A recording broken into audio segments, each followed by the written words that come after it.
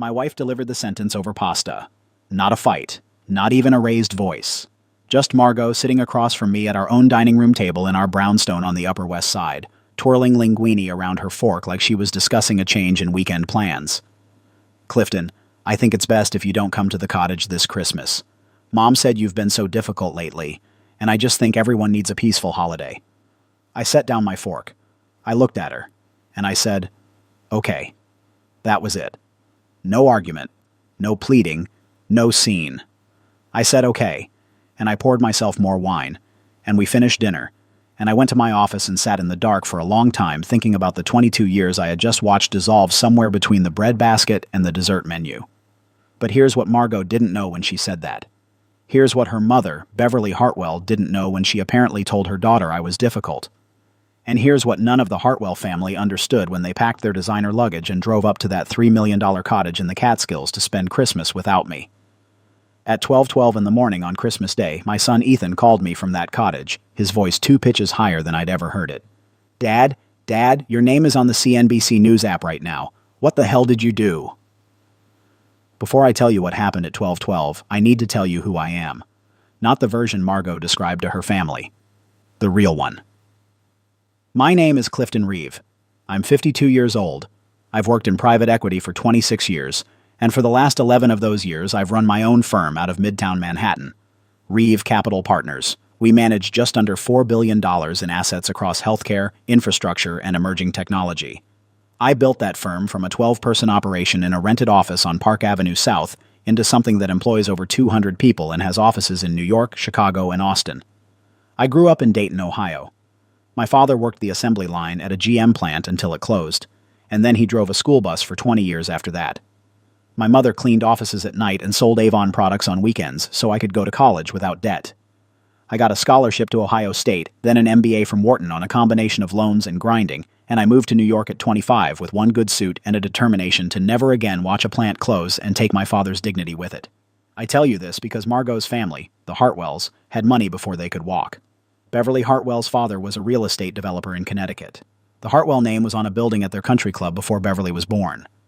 When Margot and I got married 22 years ago, I was already doing well, but I was new money, self-made, and no matter how many zeros I added to my net worth, Beverly Hartwell looked at me the way people look at furniture they didn't pick out themselves. Politely tolerant, vaguely inconvenienced. For 22 years, I smiled through it.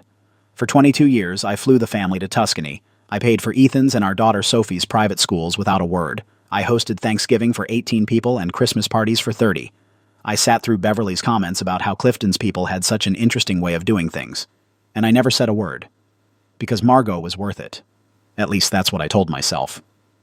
I need to tell you about the 18 months before that dinner, because the dinner didn't come out of nowhere, even though it felt like it did. 18 months before Margot told me not to come to Christmas, a company called Hartwell & Vail filed for emergency restructuring. Hartwell & Vail was Beverly Hartwell's brother's firm. Gordon Hartwell had spent 40 years building a regional commercial real estate operation based out of Stamford, Connecticut, with properties across the tri-state area. Gordon was 68, sharp, stubborn, and had managed to sail through 3 market cycles on reputation and personal relationships. But the 4th cycle, rising interest rates, commercial real estate stress, office vacancies spiking after the pandemic, caught Gordon in a position he couldn't maneuver out of. He needed capital, fast. He came to Reeve Capital Partners. I want to be honest about this, part because it matters for everything that comes later. When Gordon Hartwell walked into my office on a Tuesday in April, I already knew the numbers. My team had done the preliminary analysis before the meeting. Hartwell & Vail had a portfolio of approximately $240 million in commercial properties, mostly suburban office parks and strip center retail in Connecticut, New Jersey, and lower New York State. About 60% of that portfolio was performing. The other 40% was bleeding. The firm needed a capital infusion of somewhere between $70 and $90 million to stabilize, refinance its distressed assets, and buy time to execute an orderly sale of the underperforming properties. Gordon sat across from my desk and talked for an hour. He was charming. He was experienced. He genuinely believed his portfolio had a path forward. And he kept saying a version of the same sentence. We're family, Clifton. We can work out terms that work for everyone. I listened to everything he said. And then I told him no. Not because I wanted to hurt Gordon, Not because I had anything against him personally, but because the analysis was clear. The distressed 40% of his portfolio wasn't going to recover in the time frame his debt structure allowed for. The suburban office market in Connecticut wasn't coming back. What Gordon was asking me to do was pour $90 million of my investors' capital into a situation where the upside was modest and the downside was a complete loss. I am a fiduciary. I manage other people's money. Teachers' pension funds are in my portfolio. Endowments, retirement accounts. I don't have the luxury of investing based on holiday dinner seating arrangements. I told Gordon I couldn't do the deal as structured. I told him I could potentially look at a smaller, targeted rescue of the performing 60% if he was willing to sell off the distressed assets quickly and accept terms that protected my investors first. Gordon stood up. He was very polite. He said he'd think about it. He never called back. Instead, he called Beverly. And Beverly, I can only assume, had a very long conversation with Margot. I noticed it around May. Margot started describing things I said differently than I'd said them. I'd mentioned that Gordon's situation was complicated, and she'd relay that I'd been dismissive of her uncle. I'd explain my fiduciary responsibility to my investors, and somehow it came back to me as Clifton putting business before family, as always. By July, I was difficult. By October, I was being excluded from Hartwell family events I'd previously attended for 2 decades, a birthday dinner in Greenwich, a fall gathering in Connecticut. Margot would come home from these events with a particular expression on her face, closed, resolved, like she'd been briefed. I tried to talk to her about it directly in November. I sat down at that same dining room table and I said, "Margot, I need you to understand what happened with your uncle. I need to explain what I actually do for a living and why I couldn't invest in a deal that would have cost my clients their money." She looked at me like I'd started speaking a foreign language. "Gordon almost lost everything, Clifton. He came to you for help and you turned him away. Mom thinks you could have structured something different if you'd wanted to. Beverly doesn't understand how private equity works. She understands family." And that was the end of that conversation. 3 weeks later, over linguine, I was uninvited from Christmas. If you're watching this, and you've ever had your character defined by people who don't understand what you do, if you've ever been called cold, or difficult, or too focused on money by people who benefit every day from the money you've made, then I need you to stay with me. Because what happened next is not what any of us expected. And before I tell you, I want to ask you to subscribe to this channel, like this video, and leave a comment below telling me about a time someone misread your intentions so completely that you didn't even know where to start explaining yourself. Because that comment section is about to be very full. Subscribe, like, comment. I read every single one. Now let's go back to Christmas Eve. I spent Christmas Eve alone in a way I hadn't been alone in 22 years. Our brownstone on West 83rd Street is 4 stories. Margot and I bought it in 2009 when the market was soft, and we spent 3 years renovating it. There's a library on the 2nd floor that I built specifically for the books I've been collecting since graduate school. Dark walnut shelves, a leather reading chair I ordered from a craftsman in Vermont, a fireplace that actually draws properly. On any other Christmas Eve, that room would be loud with Sophie and Ethan arguing about which movie to watch, and Beverly Hartwell holding a glass of something expensive and looking at my bookshelves like they were arranged incorrectly. On this Christmas Eve, it was just me and the fireplace. Margot had driven up to the Hartwell Cottage in Woodstock, New York the day before, a 4-bedroom cedar and glass house that Beverly's family had owned for 30 years, perched above a frozen reservoir with views that Architectural Digest had once photographed. Ethan had driven up separately from Boston, where he was finishing his 2nd year at Harvard Law. Sophie had taken the train from Philadelphia, where she was doing her residency in pediatric medicine at Children's Hospital of Philadelphia. I'd packed their gifts myself, wrapped them, left them in the front hallway with a note. I sat in the library and read. I ate leftover Chinese food. I poured 2 glasses of a 2015 Barolo I'd been saving for something and drank both of them. I fed our dog, a 12-year-old golden retriever named Prospect, who had no opinion about family dynamics and kept his head in my lap all evening. I was asleep by 11. The phone rang at 12:12 a.m. I know the exact time because I'd set my phone on the nightstand face up, and when it lit up with Ethan's name, the numbers were the first thing I saw. I answered on the 2nd ring. "Dad." Something in his voice woke me up faster than the ring had. "What's wrong? Is everyone okay?" "Everyone's fine. Physically fine. But Dad, your name is on the CNBC News app right now. I got an alert. It says, he paused. I could hear him breathing, could hear the cottage in the background, the low voices of people who'd been woken up. It says Reeve Capital Partners has submitted a competing bid for the controlling interest in Hartwell and Vale. Dad, what did you do? I sat up in bed. Prospect lifted his head, and I said very carefully, Ethan, I need you to read me the exact headline. He read it. I closed my eyes, and then I said something I hadn't planned to say, something that came out of 22 years of being called difficult, and 18 months of being quietly erased from a family I had loved and supported and shown up for completely. Ethan, I said, wake your mother up. Tell her I'd like to speak with her. And tell her to check what date Gordon filed those restructuring papers. Tell her to check what creditor is listed as the primary secured party on the Hartwell and Vale portfolio as of 3 days ago. Silence on the line. Dad, are you serious right now? Merry Christmas, son. Here is what Margot didn't know. Here is what Beverly Hartwell didn't know. Here is what Gordon Hartwell, in all his 40 years of doing deals, should have known but didn't, because he'd spent those 40 years being the Hartwell name in the room and assuming that was sufficient.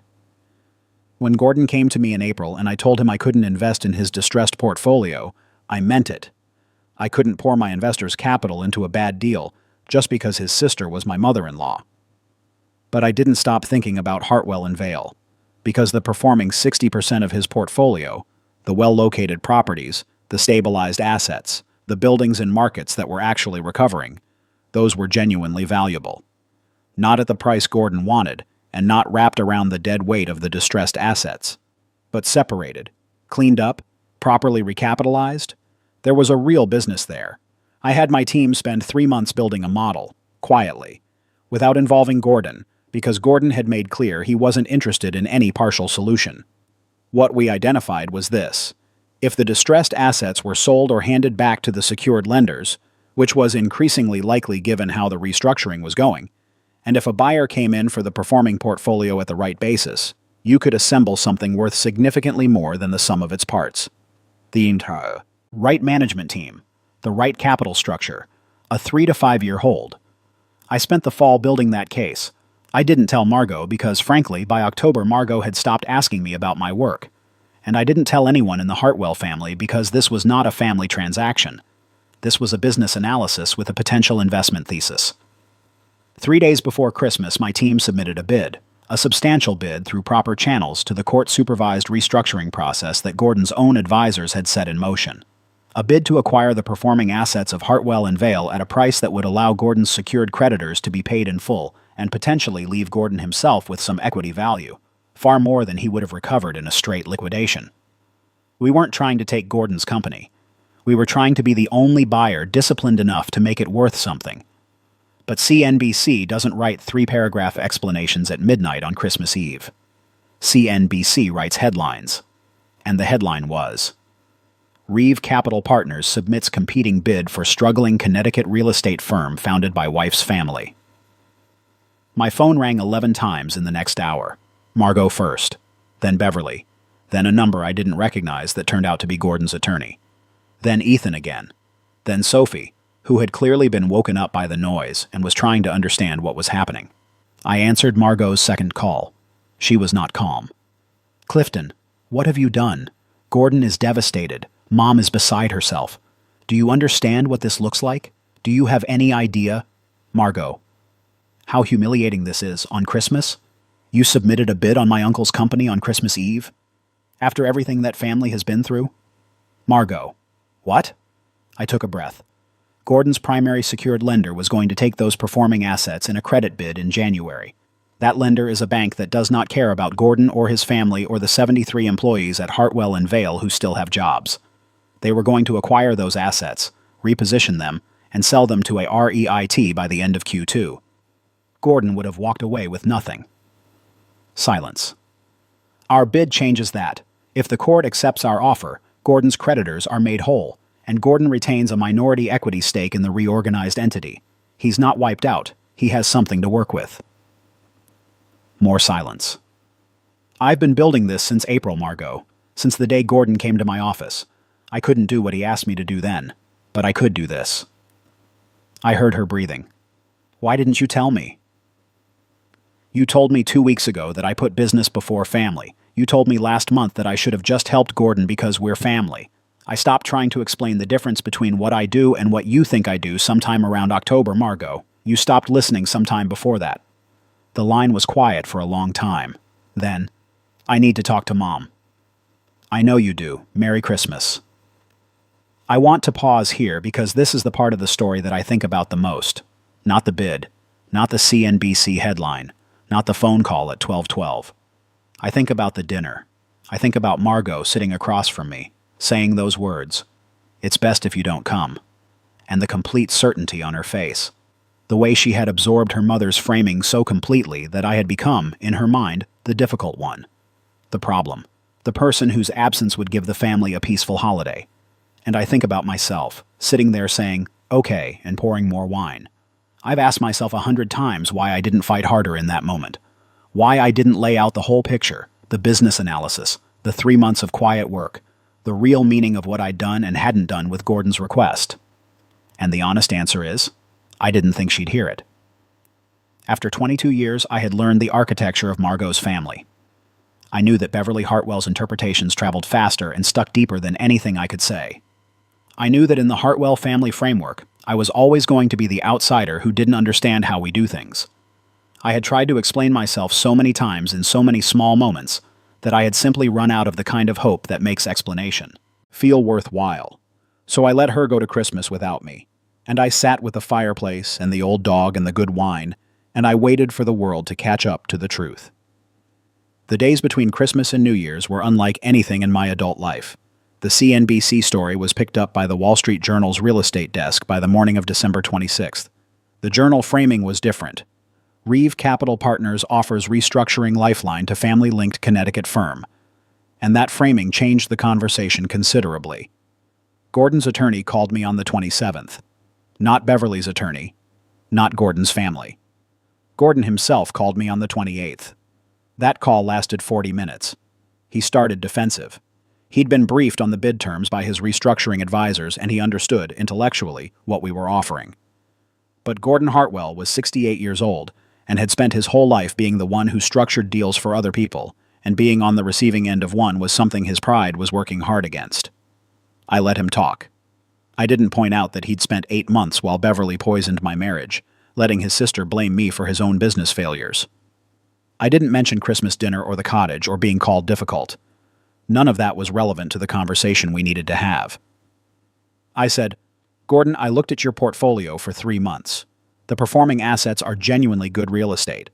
Your problem was never the quality of the properties. It was the leverage on the distressed side dragging everything down. If you work with us, we get the creditors paid, you keep a stake in something that has real upside over the next 5 years, and your employees keep their jobs. If you fight us, the bank forecloses in January, and you get nothing." Long pause. "Why?" he said finally.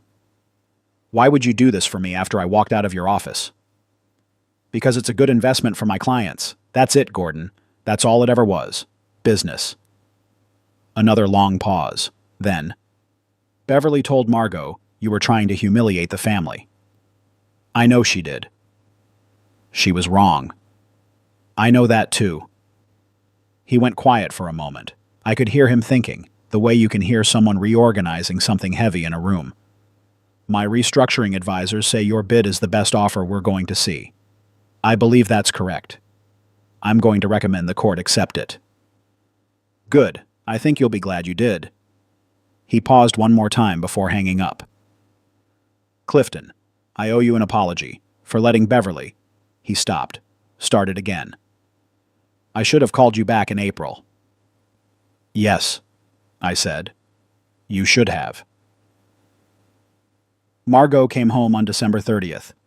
She walked into the library where I was sitting with Prospect and a cup of coffee, and she sat down in the chair across from me, and she didn't say anything for almost a full minute.